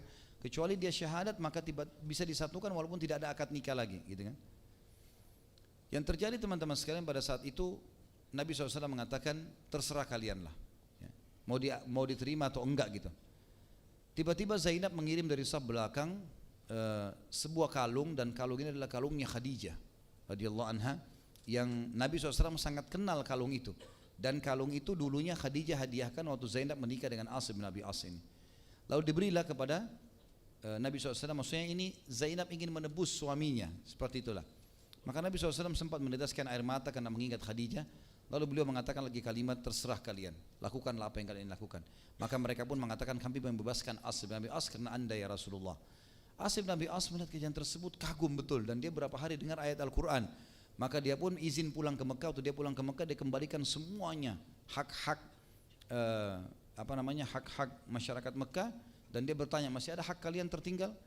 Kata mereka sudah tidak ada, karena pada saat Nabi SAW tinggalkan Mekah, yang dipercaya adalah anak mantu Nabi ini, karena dia memang jujur, As bin Abi As. Setelah itu dia mengatakan, hai orang-orang Mekah, ketahuilah sesungguhnya aku sudah mengembalikan seluruh hak kalian, dan asyhadu an la ilaha illallah wa anna Muhammadar Rasulullah. Dia masuk Islam, kemudian dia pun ke Madinah. Lalu dia mengatakan di depan Nabi SAW, ya Rasulullah, saya sudah masuk Islam. Asyhadu an la ilaha illallah wa anna Muhammadar Rasulullah. Diulangi syahadatnya di depan Nabi SAW. Lalu dia mengatakan, dan saya tidak ingin masuk Islam pada saat saya ditawan, agar jangan dikira saya masuk Islam justru kena takut dengan pedang. tapi saya ingin masuk Islam setelah saya balik ke Mekah dan ceritanya begini ya Rasulullah. Maka Nabi SAW pun mengembalikan dia dengan istrinya Zainab. Itu diantara contoh. Kemudian contoh yang lain adalah Fudalah radhiyallahu anhu. Orang ini setelah pembebasan, Fudalah ini masyarakat Mekah, salah satu penduduk Mekah. Waktu rame-rame masyarakat Mekah masuk Islam, Fudalah pura-pura masuk Islam. Tapi dia jengkel dalam hatinya. Kenapa Mekah bisa direbut oleh kaum muslimin? Dia sempat melihat Nabi SAW lagi berdiri sendirian, melihat keadaan orang-orang tawaf, mau mengatur strategi Mekah gitu. Dia sembunyikan khanjar, pisau yang melengkung namanya khanjar, kemudian dia sembunyikan di bajunya. Lalu dia coba mendekati Nabi SAW, ya. Pelan-pelan, tapi dia sudah mengikrarkan syahadat di depan Nabi SAW gitu kan. Begitu mendekat kata Nabi SAW, hai Fudalah, apa niatmu? Gitu kan. Maka dia mengatakan, ya Rasulullah, saya mau mendampingi anda. Kata Nabi SAW, ikhlaskan niatmu. Gitu. Dia mengatakan, saya sudah ikhlas ya Rasulullah. Kata Nabi SAW, istighfarlah hai Fudalah. Dia mengatakan, astagfirullah. Lalu Nabi SAW letakkan telapak tangan beliau ke dada Fudalah. Gitu kan. Lalu Fudalah mengatakan, demi Allah waktu diangkat tangan Nabi SAW dari dadahku, lalu aku menemukan Nabi SAW orang yang paling aku cintai. Sebelumnya orang yang aku sangat benci. Maka Fudalah pun mengatakan, ya Rasulullah, tadi seperti yang anda sudah ketahui, saya niat membunuh anda. Tapi demi Allah sekarang anda menjadi orang yang paling saya cintai. Ini mukjizat Nabi SAW gitu kan, terjadi. Tapi ini tidak terjadi pada antum ini. Ya. Jangan bilang saya tepuk dadanya orang langsung dia dapat hidayah, belum tentu. Kalau Allah kuasa mau terima ya, tapi ini mukjizat baginda Nabi SAW. Kemudian juga ada kisah Thumamah. Thumamah ini kepala suku Hanifah. Kepala suku Hanifah ini atau Hanif ya. Suku ini adalah supplier terbesarnya Mekah dari sisi kebutuhan pangan ya. Jadi suku Hanifah ini menguasai jalur dari negeri Syam masuk ke Mekah, dan mereka umumnya semua pedagang, dan khusus untuk gandum ya, kurma gitu-gitu ya, makanan-makanan pokok pada saat itu semuanya suku Hanifah ini yang pegang. Ada kisah unik di sini. Muhammad bin Maslamah radhiyallahu anhu pernah diutus oleh Nabi SAW untuk menjalankan satu sariyah, menyerang satu suku Arab gitu. Waktu saat sudah menang, ya, Muhammad bin Maslamah pulang. Di tengah jalan dia temukan Thumamah ini, tapi dia tidak tahu siapa orang ini. Thumamah ini kebetulan dari satu tempat mau kembali ke sukunya dia, suku Hanif, mau masuk ke Mekah umrah gitu. Maka Muhammad bin Maslamah kira orang ini adalah dari suku yang sedang diserang. Ditangkaplah jadi tawanan, dibawalah ke Madinah. Tiba di Madinah, Muhammad bin Maslamah menyerahkan harta rampasan perang, menyerahkan para tawanan. Nabi SAW gembira karena pasukannya berhasil mengalahkan. Lalu waktu Nabi muter-muter di tawanan perang, Nabi lihat ada Thumamah. Nabi SAW panggil para sahabat termasuk Muhammad bin Maslamah. Kalian tahu siapa yang kalian tawan ini? Kata mereka, tidak ya Rasulullah. Yakin tidak tahu? Enggak, itu Thumamah. Siapa Thumamah ya Rasulullah? Thumamah kepala suku Hanif. Perbaiki muamalah dengannya, gitu kan? Perbaiki muamalah dan masukkan dia ke dalam, lebih dekat lagi dengan masjid. Masuk di dalam masjid, lebih dekat dengan shaf salat. Diikatlah di situ. Nabi SAW pada saat sudah sering suruh berikan makanan yang terbaik kepala suku, kemudian semua tawanan juga dikasih kebaikan tentunya, tapi ini dilebihkan. Kemudian Nabi SAW sering kali karena dia dekat dengan shaf didengarkan ayat-ayat tentang Allah, tentang tauhid. Waktu Nabi SAW duduk dalam majlisnya menyampaikan hadis-hadis beliau, menyampaikan tentang hadis-hadis, mengajak orang meninggalkan kekufuran, Thumamah dengar semua itu. Maka satu hari setelah beberapa ditawan, Nabi SAW lewat di Thumamah lalu berkata, wahai Thumamah, apa pendapatmu? Kata Thumamah, hai Muhammad, engkau telah menawan orang yang di belakangnya ada orang-orang yang siap menumpahkan darah. Maka kalau kau berbuat baik padanya, maka kau akan mendapatinya orang yang tahu berterima kasih. Nabi SAW tahu maksudnya, artinya kalau saya dibunuh dalam tawanan ini berarti sukuku akan menyerang Madinah. Kalau saya dibebaskan, apa saja kau minta, mintalah, saya akan kasih. Nabi SAW tinggalkan saja dia. Besok lagi hari kedua Nabi SAW mengatakan, hai Thumamah, apa pendapatmu? Dia ulangi lagi, hai Muhammad, engkau telah menahan seseorang yang di belakangnya banyak pedang yang siap membelahnya, banyak darah yang akan tertumpah. Dan kalau kau memaafkannya, maka mintalah apa yang kau minta karena dia orang yang tahu berterima kasih. Nabi SAW tinggalkan. Maksudnya Nabi itu mau masuk Islam enggak? Hari ketiga juga tidak ada, dikatakan yang sama, tetap dia juga jawab yang sama. Lalu hari keempat kata Nabi SAW, hai Thumamah, saya sebenarnya berharap kau masuk Islam, tapi kalau kau tidak mau maka itu hakmu. Silakanlah pergi, kau lepas dari tawanan dan tidak ada tebusan sama sekali. Thumamah ini kepala suku, dia biasa memimpin peperangan dan dia tahu betul kalau misalnya ada orang ditawan seperti ini pasti akan ada tebusan, gak mungkin tidak. Karena minta apa saja pasti suku Hanif akan bayar gitu. Maka dia pun tersentuh di situ. Lalu kemudian dia mengatakan, hai Muhammad, saya bebas. Kata Nabi SAW, iya kau bebas. Maka dia keluar dari pintu gerbang Madinah, diganti bajunya, ya baju dari sukunya diganti, dia mandi segala macam, diganti baju baru, lalu dia masuk, lalu dia mengatakan, hai Muhammad, asyhadu an la ilaha illallah wa anna Muhammad Rasulullah. Dia masuk Islam karena mukjizat Nabi SAW, gitu kan? Nabi berbuat baik dengan dia. Maka dia mengatakan, wahai Muhammad, ketahuilah, sebelum hari ini kotahmu, wajahmu, agamamu yang paling aku benci. Tapi setelah ini syahadat, maka sekarang kotamu menjadi kota yang paling aku cintai, engkau adalah manusia yang paling aku cintai, dan juga agamamu adalah agama yang aku jadikan sebagai pegangan hidupku. Lalu Thumamah duduk belajar agama Islam. Dia berkata, ya Rasulullah, setelah dia tahu Islam, saya akan pulang ke Mekah. Saya akan pergi, saya ini mau umroh sebenarnya waktu ditawan sama Muhammad bin Maslamah. Apakah saya lanjutkan umroh saya atau tidak? Kata Nabi SAW, lanjutkan saja, enggak ada masalah. Tapi umroh dengan cara Islam. Kata Thumamah, baiklah. Lalu pergilah dia. Waktu dia mau pergi, dia bilang, ya Rasulullah, apakah perlu saya serang Mekah?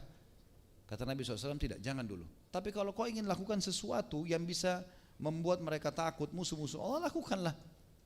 Kata Thumamah, baiklah. Dia pergi. Pas dia masuk di Mekah, disambut sama tokoh-tokoh Quraisy, gitu kan. Mereka anggap ini kepala suku Hanif, supplier terbesar mereka makanan gitu. Maka lagi tawaf, Thumamah bilang, labbaik Allahumma labbaik, labbaik la syarika lak labbaik, innal hamda wan ni'mata lak wal mulk la syarika lak. Sampai sini talbiyah baik, talbiyah sesuai dengan agama Islam. Orang-orang Quraisy menambah dengan kalimat illa syarikan huwa lak tamliku wa ma malak. Jadi ya Allah, aku jawab panggilanmu dengan santun, aku jawab panggilanmu dengan santun, tidak ada sekutu bagimu, sesungguhnya segala puji-pujian kerajaan ya untukmu, tidak ada sekutu bagimu. Sampai sini sunnah, tapi tambahannya kecuali sekutu yang kau miliki, ya. Kecuali sekutu-sekutu yang engkau miliki dan engkau kuasai. Maka Thumamah tidak ucapkan kalimat syirik itu, gitu kan. Orang-orang Quraisy bilang, hai Thumamah, kenapa kau tidak lanjutkan talbiyahmu? Kata dia, asyhadu an la ilaha illallah wa anna Muhammad Rasulullah. Gempar satu Mekah ini. Kepala suku Hanif masuk Islam. Mereka berusaha menangkapnya, ditawannya. Kata dia, hati-hati, kalian tahu kekuatan suku Hanif. Ini suku Hanif ini sebelah kota Mekah, gitu kan. Maka mereka akan menyerang kalian. Awalnya Abu Sufyan, beberapa tokoh-tokoh Quraisy mengatakan kami tidak peduli, gitu kan. Dia pikir tidak mungkin terjadi. Maka si Thumamah ini mengirim surat kepada sukunya, boikot semua makanan Quraisy. Enggak boleh ada makanan boleh masuk. Mereka ikuti. Enggak ada suku. Dalam 3 hari saja habis, enggak ada gandum, enggak ada kurma, enggak ada makanan, enggak ada makanan. Dan pasukannya Hanif, suku Hanifah ini menahan semua kafilah yang mau masuk ke Mekah untuk berdagang. Melihat kejadian tersebut, Abu Sufyan datang, hai Thumamah, apa yang kau lakukan? Siapa suruh tawan? Baiklah, kami minta maaf. Enggak bisa. Cara minta maafnya gampang. Mau? Dia bilang iya. Kamu harus ke Madinah, minta maaf dengan Nabi SAW. Kalau Nabi maafin kamu, aku lepaskan. Kalau enggak. Ini Abu Sufyan jadi malu ini. Orang-orang Quraisy. Ini waktu itu baru pulang dari perang Ahzab, menang dari peperangan, gitu kan. Maksudnya pasukan besar pernah menyerang Madinah. Tapi tidak ada lagi pilihan lain, maka dia ke Madinah. Dia berusaha menyampaikan maaf kepada Nabi SAW. Lalu Nabi mengatakan suruh Thumamah melepaskan boikotnya itu. Maka terlepaslah. Tapi saksi bahasan masuk Islamnya Thumamah dengan mukjizat baginda Nabi SAW. Begitu pula dengan kisahnya Syaibah bin Uthman bin Abi Talha di perang Hunain. Ya.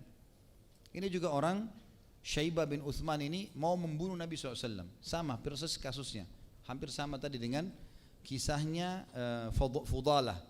Dia menyembunyikan pisaunya, dia pura-pura masuk Islam. Lalu Nabi SAW lihat dan Nabi mengatakan, sedang apa kau hai Syaibah, ya, Syaibah bin Uthman ya, bin Abi Talha. Dia mengatakan, saya sedang istighfar ya Rasulullah. Kata Nabi SAW, istighfarlah yang sebenarnya. Maka dia istighfar 2 kali, 3 kali sampai Nabi SAW meletakkan tangannya di dadanya, lalu kemudian diangkat dan dia mengatakan, demi Allah setelah Nabi SAW mengangkat tangannya maka dia menjadi orang yang paling aku sukai. Begitu pula dengan kisah yang masyhur, kisah tentang Umar bin Khattab yang sudah kita tahu sama-sama gitu kan. Bagaimana dia pada saat keluar dari rumahnya memakai baju perangnya, pakai pedangnya, dan tujuannya ingin membunuh Nabi SAW. Tujuannya ingin membunuh Nabi SAW. Umar bin Khattab keluar dan ditahu kalau Umar sudah pakai baju perang berarti ada target dan dia tidak akan pulang sampai musuhnya mati atau dia mati. Maka Umar pun keluar kemudian mencari rumah Nabi SAW, tapi tidak di rumah Nabi tidak ada. Lalu dia tidak tahu Nabi lagi di mana, kebetulan lagi di Darul Arqam. Ketemu dengan seorang sahabat mengatakan, hai Umar, kenapa kau mencari Muhammad sementara adikmu sendiri Fatimah dengan suaminya ya Sa'id bin Zaid itu juga sudah masuk Islam. Maka Umar pun ke sana, akhirnya sampai dia tersentuh dengan ayat Al-Quran surah Thaha, lalu dia datang ke Darul Arqam, gitu kan. Waktu dia masuk ke dalam rumah Darul Arqam, maka Nabi SAW berdiri di hadapannya, lalu memegang pundaknya dan menyentak sambil mengatakan, hai Ibnu Khattab, belum tibakah saatnya kau tunduk dengan ayat-ayat Allah? Maka Umar duduk di lantai. Lalu Nabi SAW sentak yang kedua kali, hai Ibnu Khattab, belum tibakah saatnya kau tunduk dengan hukum-hukum Allah, ayat-ayat Allah? Maka Umar menangis yang ketiga kali, hai Ibnu Khattab, belum tibakah saatnya kau tunduk dengan ayat Allah dan kau menunggu azabnya Allah datang? Maka Umar pun mengatakan, asyhadu an la ilaha illallah wa anna Muhammad Rasulullah. Dan sekian banyak kisah yang mirip seperti ini. Sekian banyak seperti masuk Islam Naim bin Mas'ud, banyak yang lain-lain tentunya yang merupakan masuk Islam mereka karena mukjizat dari baginda Nabi alaihi salatu wassalam. Yang ketiga teman-teman sekalian, pelajaran yang bisa kita ambil, tentu pelajaran pertama tadi tentang pentingnya Islam, luasnya Islam. Orang sudah masuk Islam diberikan kesempatan bisa menjadi orang berprestasi. Tadinya musuh Islam bisa jadi dai, bisa jadi ulama. Kemudian masuk mukjizat Nabi SAW dengan masuk Islamnya beberapa orang justru melalui beliau. Yang ketiga adalah keutamaan orang yang bergerak dalam membela kebenaran dan memperbaiki sesuatu yang telah lalu dari masa jahiliyah. Saya sarankan teman-teman semuanya yang pernah terjerumus dalam kesalahan, jangan berputus asa teman-teman. Islam gak kenal putus asa. Islam gak kenal kata-kata saya sudah terlanjur. Islam tidak kenal kata-kata kalah dalam Islam, tidak ada. Bahkan Nabi SAW dengan tegas mengatakan, kalau di tangan kalian ada bibit, besok kiamat tanam. Agama bergerak, agama Islam ini agama yang memotivasi orang untuk maju, gitu kan. Enggak ada kata-kata dulu saya sudah terlanjur begini, sekarang saya kecil hati, tidak. Saya sarankan teman-teman membaca, mendengar, dan insya Allah akan terbit dalam bentuk buku nanti ceramah saya yang judulnya Iyah, inilah aku sekarang. Itu memang saya khususkan bagi teman-teman yang dulu pernah punya masalah, kemudian sekarang taubat. Jadi kalau kita sekarang ketemu dengan teman SMA, teman SMP, atau teman kuliah dulu, atau teman kantor, kita dulu nakal sekali, luar biasa, segala macam kesalahan kita lakukan. Lalu mereka mengatakan, kamu berubah ya sekarang, kamu alim. Iya, inilah aku sekarang. Jawabannya harus jelas. Dan tidak usah malu teman-teman sekalian. Begitu ada teman-teman SMA, kopiahnya dicabut. Sembunyi kopiah di kantong. Kenapa? Malu. Ada yang bicara jenggotnya sengaja disembunyi. Kenapa ini? Akhwatnya ketemu sama teman-temannya buka jilbab, atau buka cadar, atau mungkin pada saat ngobrol tadinya dia sudah faham nih, nggak boleh gibah orang, tapi karena ketemu teman-teman lama sudahlah nggak apa-apa gosip, nggak boleh. Sekarang kita saatnya mengubah itu. Iya, inilah aku sekarang. Itu 3 jam kalau nggak salah tablik akbar itu di kota Makassar bahasannya, dan saya sarankan teman-teman mengikuti ceramah itu agar bisa berbesar hati untuk bisa menerima keadaan kita sekarang dan tidak malu dengan keadaan perubahan ini. Teman-teman juga tentu bisa dengar riwayat kisah kita tentang Mus'ab bin Umair radhiyallahu anhu yang dulunya orang kaya raya di Mekah, sahabat Nabi. Kalau Mus'ab lewat bau wanginya kecium semuanya, satu jalan itu di kota Mekah tercium bau wanginya. Tapi setelah masuk Islam, orang tuanya yang kaya raya memboikot semuanya, disiksa segala macam, berubah. Sampai itu dia mati syahid di perang Uhud radhiyallahu anhu, itu tidak ada baju kecuali baju yang di badannya saja. Karena pada saat dia berubah semua, tidak ada lagi uangnya, tidak ada hartanya. Kemudian waktu dia meninggal kata para sahabat, kami menemukan Mus'ab, kalau kami tutup kepalanya kakinya kelihatan, kalau kami tutup kakinya maka kami temukan kepalanya terlihat. Maka Rasulullah SAW menyuruh menutup kepalanya dan kakinya ditutup dengan sisa-sisa pelapa kurma. Tapi perubahan tidak memalukan bagi orang Islam kalau berubah menjadi orang yang lebih baik. Tampil nggak masalah. Ya. Iya, ini aku sekarang. Kita lebih baik begitu. Selanjutnya teman-teman sekalian, yang keempat adalah, dan ini penutupan bahasan kita sebenarnya dari ibrah dan pelajaran, dan ini cukup panjang, sedikit saya akan jelaskan, adalah masalah fadlu hidayah atau keutamaan hidayah, membahas masalah hidayah. Hidayah petunjuk dari Allah Subhanahu wa taala, dan saya sebatas ilmu saya teman-teman sekalian, saya sempat mencari dengan referensi Mu'jam Alfaz Al-Quran, karena di sana ada term-term ya, atau potongan-potongan ayat ya, yang kita bisa tahu dari surah apa saja dan ayat berapa gitu. Saya coba menghitung pelan-pelan kemarin itu, kalau saya tidak salah saya menemukan sekitar 316 ayat berbicara tentang masalah hidayah.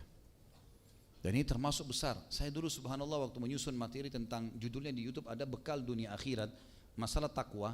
Saya menemukan takwa itu 228 ayat dan saya pikir itu sudah sangat banyak. Ternyata hidayah jauh lebih banyak, ada 316 ayat. Berarti ada pesan penting di situ yang ingin disampaikan oleh Allah Subhanahu wa taala melalui kitabnya dan juga lisan nabinya Muhammad alaihi salatu wassalam.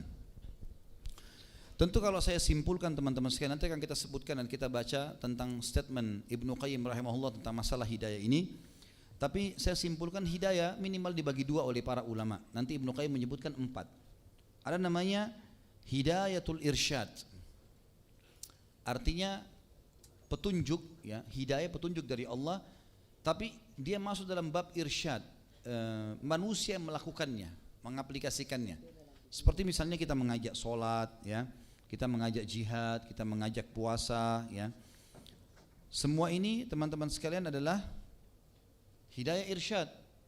Seperti juga momen di mana Nabi Nuh alaihissalam ya, yang akhirnya istrinya meninggal dalam keadaan kafir, anaknya dalam keadaan kafir, itu namanya hidayah irsyad. Jadi Nabi Nuh coba berusaha menyampaikan, tapi bukan di tangan Nabi Nuh alaihissalam memaksa mereka harus beriman. Karena setelah 900 tahun didakwahi tetap saja begitu, meninggal. Nabi Lut juga begitu istrinya, Nabi Ibrahim ayahnya, gitu kan, sempat didakwahi Azar. Kemudian juga bagaimana Nabi Musa alaihissalam mendakwahi Fir'aun, itu juga Nabi Musa alaihissalam menyampaikan irsyadnya, tunjuknya ya, selebihnya kuasa Allah. Kemudian Namrud, kemudian kaum Nabi Saleh, Thamud, kaum Hud, kaum suku Ad ya. Kemudian kisah Rukanah yang mengajak Nabi SAW bergulat. Ini semua adalah irsyad. Nabi SAW ajak dia tantang Nabi bergulat, Nabi mengatakan iya gitu kan, tapi ternyata dia tidak mau. Kemudian ada kisah yang unik, adalah kisah Tanuhi ya. Sudah pernah saya ceritain belum? Udah kebiasaan. Pasti belum. Ini yang bilang belum tidak dapat hadiah buku nanti. Atau yang bilang belum bujang kali ya. Jadi Nabi SAW waktu keluar setelah pembebasan kota Mekah, ada peperangan besar setelahnya. Setelah perang Hunain, perang kota Taif, beliau keluar ke Tabuk. Tabuk wilayah sekarang masuk Saudi ya, yang sering kalau antum dengar di musim dingin di Saudi sekarang 10 tahun terakhir ini sering turun salju gitu kan. Wilayah Tabuk dulu kekuasaan Romawi.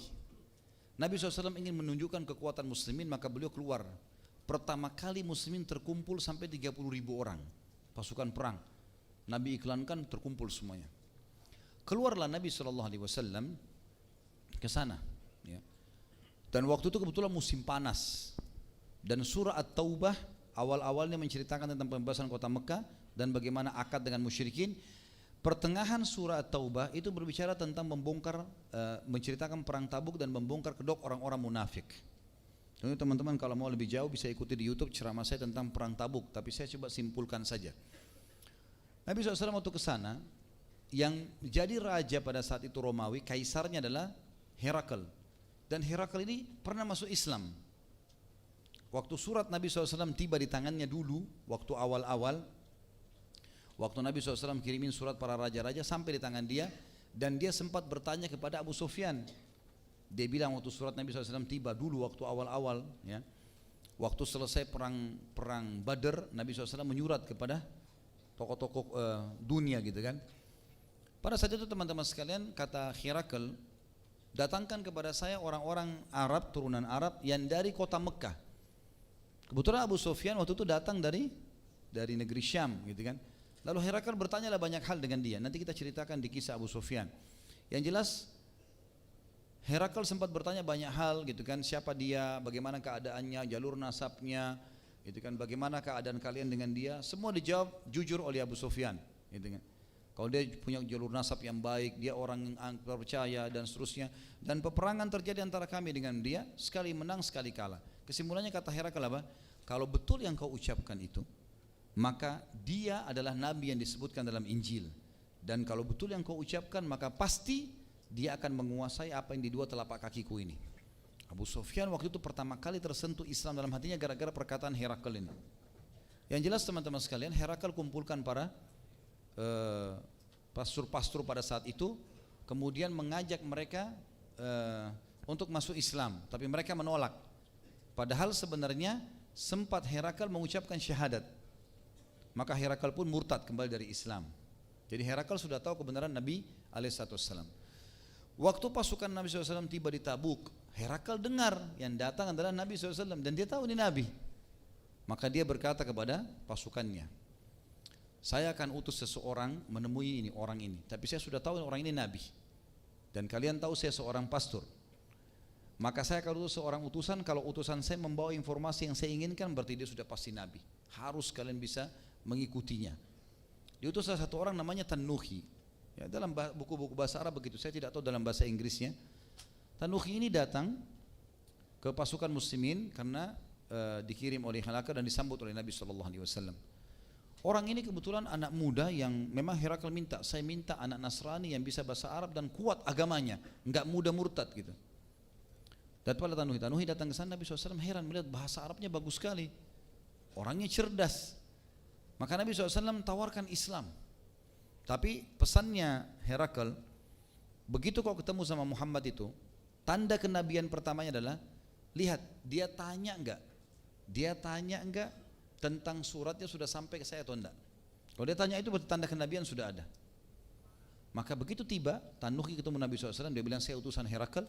Kata Nabi SAW, saya mau tanya sebelum kamu duduk, surat saya sudah sampai ke tangan Herakal enggak? Ini tanda kenabian sudah ada gitu kan. Itu kata Herakal, itu bahasa dia. Kemudian Herakal meminta juga dia untuk melihat tanda kenabian di pundak Nabi SAW. Tapi bukan dengan cara meminta, dia harus menunggu momen. Maka Tanuhi mengatakan, hai Muhammad, izinkan saya tinggal di pasukan muslimin beberapa hari, saya ingin melihat keadaan kalian. Nabi SAW biarkan sampai 5 hari. Tiap hari Nabi datangin, tiap hari Nabi duduk, tiap hari Nabi dakwahi, tiap hari Nabi langsung yang dakwahi. Bayangkan aja ya. Kita kalau didatangi seorang syekh tiap hari ke rumah kita nasihatin, udah luar biasa, kapok-kapok tobat gitu kan. Iya maaf sudah ini ayat tentang neraka segala macam, kapok. Ini Nabi SAW dakwahi tiap hari ketemu, dikasih makanan khusus. Terakhir Nabi bilang, masuk Islam Tanuhi, apa yang kurang jelas? Dia bilang, saya bagian dari kaum saya. Apa jawaban Nabi SAW? Subhanallah, maha suci Allah. Lalu dia baca firman Allah, innaka la tahdi man ahbabta walakin Allah yahdi man yasha. Hai Muhammad, kau tidak bisa memberikan petunjuk siapa yang kau sukai, tapi Allah memberi petunjuk kepada siapapun yang dia sukai. Jadi di sini teman-teman sekalian, Nabi SAW menunjukkan irsyadnya. Ini loh Islam, ini loh begini, ini loh begini. Tapi masalah dia terima itu tidak ada hubungannya sama sekali. Tapi masuk dalam masalah hidayah ini, sampainya informasi ke kuping kita, itu hidayah dari Allah, gitu kan? Tapi masih hidayah irsyad, ya, artinya petunjuk yang sampai. Ya.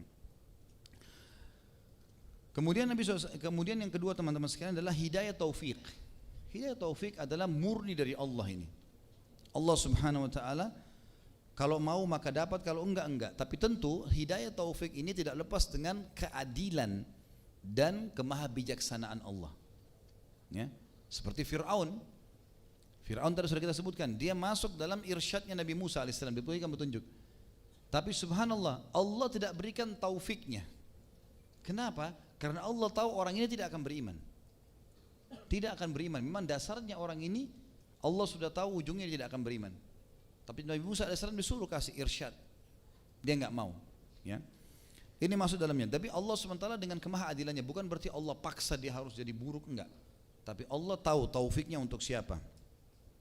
Banyak ayat berhubungan dengan masalah ini, seperti tadi ayat yang sudah kita bacakan, surah Al-Qasas, surah nomor 28 ayat 56 tadi, a'udzubillahi minasyaitonirrajim, innaka la tahdi man ahbabta walakinnallaha yahdi man yasha, wallahu a'lamu bil muhtadin. Sesungguhnya kau tidak bisa memberikan petunjuk siapa yang kau cintai hai Muhammad, tapi Allah memberikan petunjuk siapapun yang dia suka, yang dia mau, dan dia lebih tahu siapa yang pantas mendapatkan hidayah. Ayat ini turun kepada siapa? Kepada Nabi SAW pada saat Abu Talib atau sudah meninggal dunia. Abu Talib punya jasa besar dalam Islam, gitu kan? Tapi apa kata Nabi SAW dalam hadis riwayat Muslim? Orang yang paling berat, orang yang paling ringan siksaan di neraka adalah Abu Talib. Dia diberikan sendal dari api neraka yang membuat otaknya mendidih. Apa sebabnya?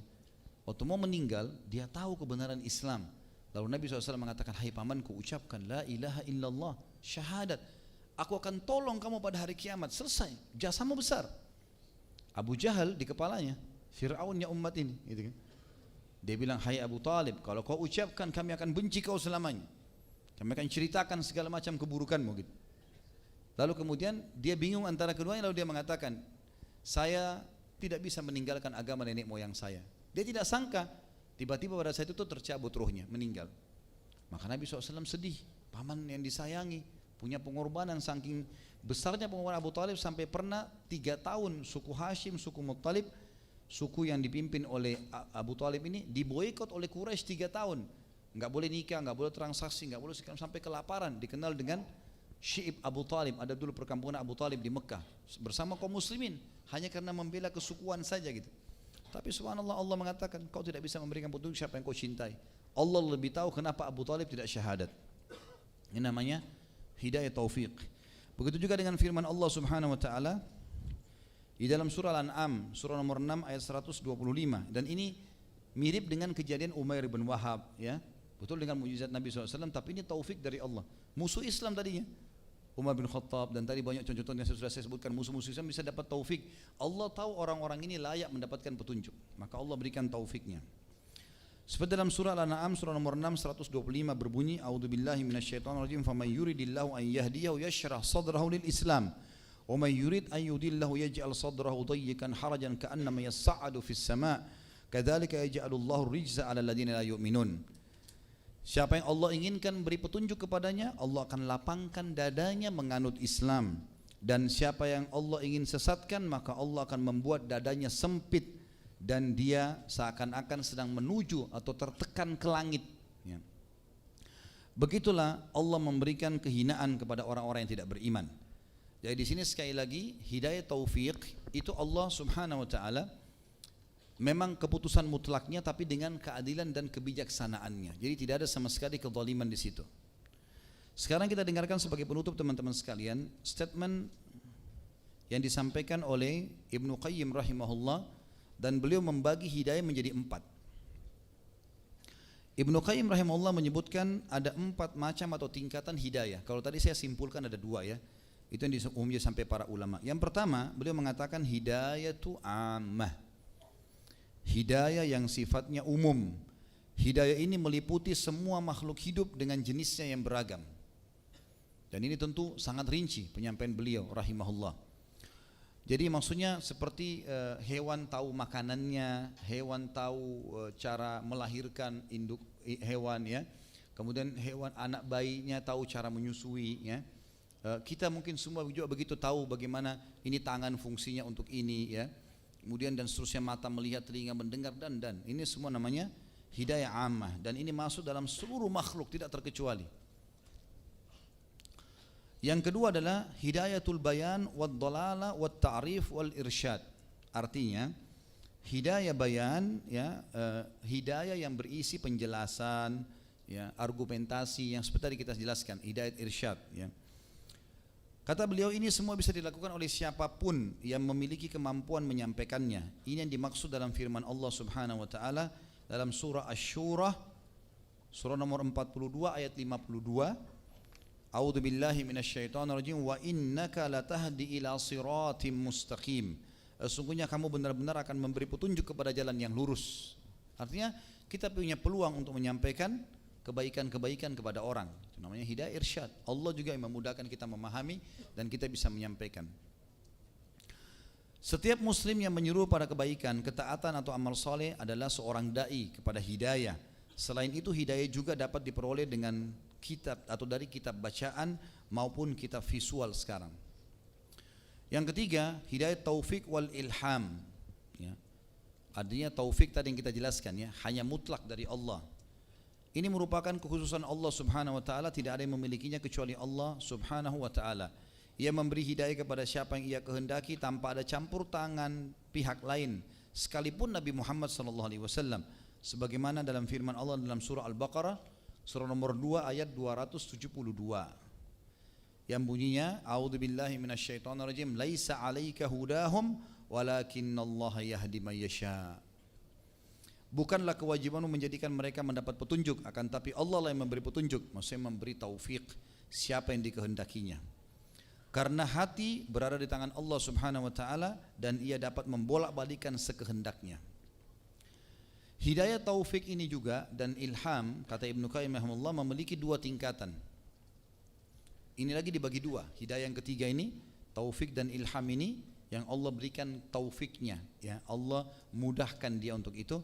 Ada dua macam. Hidayah taufik, yang pertama hidayah taufik dari kekufuran dan kesyirikan menuju Islam dan tauhid. Ini seperti kasus Umair tadi.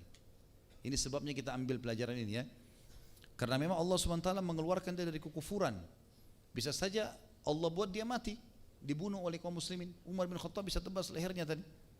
Tapi subhanallah, Allah buat Nabi SAW menyuruh Umar untuk berhenti mencekiknya atau menariknya. Kemudian ditanya oleh Nabi SAW, Nabi juga bisa permalukan. Tapi dia diberikan taufik oleh Allah untuk mengucapkan syahadat. Dan syahadat ini menyelamatkan orang dari kekufuran kan gitu. Sebagaimana kita ceritakan juga tentang kisah Hindun kan, istri Abu Sufyan pada saat Nabi SAW menyuruh membunuhnya, tiba-tiba Nabi dengar suaranya di barisan perempuan, lalu Nabi bilang Hindun, dia mengatakan asyhadu an la ilaha illallah wa anna Muhammad Rasulullah. Dia selamatkan dirinya dengan syahadat gitu. Hidayah ini diperoleh oleh seseorang yang sebelumnya kafir dan musyrik dengan mengucapkan dua kalimat syahadat beserta segenap ketentuan dan persyaratannya. Allah Subhanahu wa taala berfirman dalam surah Al-Imran surah nomor 3 ayat 20. A'udzubillahi minasyaitonirrajim. Wa qul lil ladzina utul kitaba wal ummiyina aslamtum fa in aslamu faqad ihtadaw wa in tawallaw fa innama 'alaikal balagh wallahu basirun bil ibad. Katakanlah hai Muhammad kepada orang-orang yang telah diberi Alkitab, Yahudi dan Nasrani, dan kepada orang-orang yang ummi, orang-orang yang belum pernah membaca kitab atau tidak tahu, apakah kalian mau masuk Islam? Jika mereka masuk Islam, sesungguhnya mereka telah mendapat petunjuk. Dan jika mereka berpaling, maka kewajiban kamu hanyalah menyampaikan ayat-ayat Allah, hai Muhammad, dan Allah maha melihat akan hamba-hambanya. Hidayah ini dapat menyelamatkan seseorang dari kekekalan dari api neraka meskipun ia pernah terjatuh dalam lembah dosa dan jurang kemaksiatan. Apabila Allah Subhanahu wa taala menghendaki, Allah yang maha suci dan maha tinggi akan mengampuni dosanya meskipun ia meninggal sebelum sempat taubat. Artinya dengan syahadat tetap disiksa di neraka dengan dosa-dosanya, tapi dia akan masuk ke dalam surga. Allah berfirman dalam surah An-Nisa surah nomor 4 ayat 48, A'udzubillahi minasyaitonirrajim, innallaha la yaghfiru an yushraka bihi wa yaghfiru ma duna dzalika liman yasha wa man yusyrik billahi faqad iftara itsman 'azima. Sesungguhnya Allah tidak akan mengampuni dosa syirik, dan dia mengampuni segala dosa selain syirik itu bagi siapa yang dikehendakinya. Barang siapa yang mempersekutukan Allah, maka sungguh ia telah berbuat dosa yang besar. Tidak ada sesuatu pun yang dapat mencabut hidayah ini melainkan apabila seseorang melakukan salah satu pembatal keislaman dan ketauhidan yang telah dirinci oleh para ulama dalam kitab-kitab akidah. Yang kedua tadi itu ya, hidayah taufik Allah berikan kepada orang kafir masuk Islam, seperti kasus Umair. Sekarang yang kedua adalah hidayah taufik, kata Ibnu Qayyim, dari kebid'aan, bid'ah, perbuatan-perbuatan yang dikarang-karang menuju ke sunnah, dan dari kemaksiatan menuju ketaatan, dan dari dosa menuju ke ibadah. Artinya orang sudah muslim tapi Allah selamatkan dia. Allah sampaikan ke telinganya tentang petunjuk-petunjuk yang benar, dalil-dalil wahyu. Hidayah ini merupakan hidayah yang paling utama. Ini yang diinginkan oleh Allah SWT dan Rasulullah SAW. Ini juga yang seharusnya dicari oleh seorang hamba. Dengan hidayah ini seorang hamba berlomba meraih pahala yang besar, kedudukan yang tinggi di sisi Allah Subhanahu wa taala, dan surga dambaan setiap hamba. Tidak semua orang yang telah diberi hidayah kepada Islam bisa mendapatkan hidayah untuk mengamalkan Islam sesuai dengan sunnah Rasulullah sallallahu alaihi wasallam. Bahkan sudah menjadi sunnatullah, ketetapan Allah Azza wa Jalla, Banyak pihak yang menyimpang dan sesat, sedangkan yang sedikit, yang selamat dari mereka hanya sedikit. Cermatilah berita Nabi SAW dalam hadis yang masyhur, hadis yang diriwayatkan oleh Tirmidzi dan dihasankan oleh Syekh Albani rahimahumullah. Rasulullah SAW bersabda, wa taftariqu ummati ala 73 millah kulluhum fin nari illa millatun wahidah. Qalu wa man hiya ya Rasulullah? Qala ma ana alaihi wa ashabi. Umatku akan terpecah menjadi 73 golongan. Semuanya pasti masuk neraka. Maksudnya masuk neraka dulu, nanti masuk surga, karena perbuatan-perbuatan bid'ah yang mereka lakukan. Kecuali satu golongan masuk surga tanpa hisab nih. Maka beliau ditanya oleh para sahabat, siapa mereka satu golongan itu ya Rasulullah? Beliau bersabda sallallahu alaihi wasallam, golongan yang berada di atas apa yang aku dan para sahabatku berada di atasnya. Selesai. Rasulullah dan sahabat kerjakan, kita kerjakan. Tidak usah dikerjakan. Agama sudah sempurna. Ini orang yang selamat. Hanya satu golongan yang dinyatakan selamat dari kesesatan. Mereka adalah orang-orang yang senantiasa di atas sunnah Rasulullah sallallahu alaihi wasallam. Hidayah ini merupakan konsekuensi dari hidayah taufik yang pertama. Setiap orang yang telah mengucapkan 2 kalimat syahadat dan memeluk agama Islam harus mempelajari dan mengamalkan Islam sesuai dengan bimbingan sunnah Rasulullah sallallahu alaihi wasallam. Dia harus mengaplikasikan Islam secara kafah dalam kehidupannya, sebagaimana Allah berfirman dalam surah Al-Baqarah surah nomor 2 ayat 208. A'udzu billahi minasyaitonir rajim. Ya ayyuhalladzina amanu udkhulu fis silmi kafatan wa la tattabi'u khutuwatis syaitan innahu lakum aduwwum mubin. Wahai orang-orang yang beriman, masuklah kamu ke dalam Islam secara keseluruhan dan janganlah kamu ikuti langkah-langkah syaitan. Sesungguhnya syaitan itu musuh yang nyata bagi kalian. Yang keempat teman-teman sekalian adalah yang terakhir, hidayah untuk dapat masuk ke dalam surga. Allah Subhanahu wa taala berfirman tentang ahli surga dalam surah Al-A'raf surah nomor 7 ayat 43. A'udzu billahi minasyaitonir rajim wa qalu alhamdulillahilladzi hadana lihadza. Para ahli surga akan berkata setelah masuk di surga, segala puji bagi Allah yang telah menunjuki kami kepada surga ini. Keempat tingkatan hidayah ini, kata beliau dalam penutupan, bertahap sifatnya. Seorang hamba yang belum mencapai tingkatan kedua tidak akan mencapai hidayah tingkatan yang ketiga. Untuk mendapat tingkatan hidayah yang keempat, ia harus melalui tingkatan yang kedua dan ketiga. Demikianlah seterusnya. Ya. Jadi artinya hidayah ini saling berhubungan satu sama yang lainnya. Hanya saya tadi itu adalah rincian yang bisa kita ambil pelajaran darinya. Allahu a'lam. Kita berdoa kepada Allah SWT semoga majlis kita diberkahi olehnya dan dijadikan sebagai tambahan amal kita pada hari kiamat. Semoga seluruh amal yang pernah kita kerjakan sekecil sampai sebesar apapun sampai menjelang ajal datang nanti diterima dengan kemahamurahannya. Dan semoga semua dosa yang pernah kita kerjakan juga kedua orang tua kita dan seluruh kerabat dan orang-orang yang kita kenal diganti dengan kemahamuran Allah menjadi pahala. Dan kita berdoa selalu agar Indonesia menjadi aman, tentram, damai, seluruh rezeki jadi berikan oleh Allah Subhanahu wa taala dan seluruh umat Islam berada di bawah naungan ukhuwah Islamiyah, diangkat perselisihan di antara mereka, disatukan hati mereka di bawah naungan keimanan, dan juga semoga seluruh ibadahnya kembali kepada Al-Quran dan Sunnah, dan seluruh wilayah di Indonesia juga diberikan pemimpin muslim yang adil yang kembali kepada Al-Quran dan Sunnah, dan semoga Indonesia menjadi contoh bagi negara-negara yang lain. Dan tidak pernah lupa kita doakan saudara kita di Palestina, di Syria, di Yaman, di Irak, di Myanmar, di Ahsa, dimanapun bagaimana sedang tertindas, semoga Allah ikhlaskan niat mereka, terima para syuhada mereka, mudahkan Islam di tangan mereka dan tangan kita semua, dan semoga Allah partisipasikan kita bersama mereka di pahala baik dengan doa, dengan harta juga dengan jiwa kita, dan semoga Allah dengan kemahamurahannya menyatukan kita semua di surga firdausnya tanpa hisab, menyatukan kita di majelis ilmu yang mulia ini. Kalau benar dari Allah, kalau salah dari saya mohon dimaafkan. Dan bagi teman-teman yang punya kesempatan masih bisa hadir hari Rabu insyaAllah, silakan hadir di majelis kita juga di sini setiap Rabu malam, terutama teman-teman yang kebetulan lagi mampir ke Jakarta. Dan silakan kami membuka peluang untuk masuk ke web resmi di www.khalidbasalama.com, dan kami selalu mengingatkan sebelum majelis supaya tidak usah ikut menyoting, karena shootingan-shootingan yang kadang-kadang dibuat oleh teman-teman mungkin kualitas kamera ada bermasalah, mungkin ada ceramah yang perlu diedit. Tim sudah ada alhamdulillah, web resmi sudah ada, tinggal diambil silahkan disebarin, dan tolong jangan dikomersialkan ya, ini penting sekali agar dakwah bisa menyebar insyaAllah. Mungkin begitu saja. Subhanakallahumma bihamdika asyhadu an la ilaha illa anta astaghfiruka wa atubu ilaik. Wassalamualaikum warahmatullahi wabarakatuh.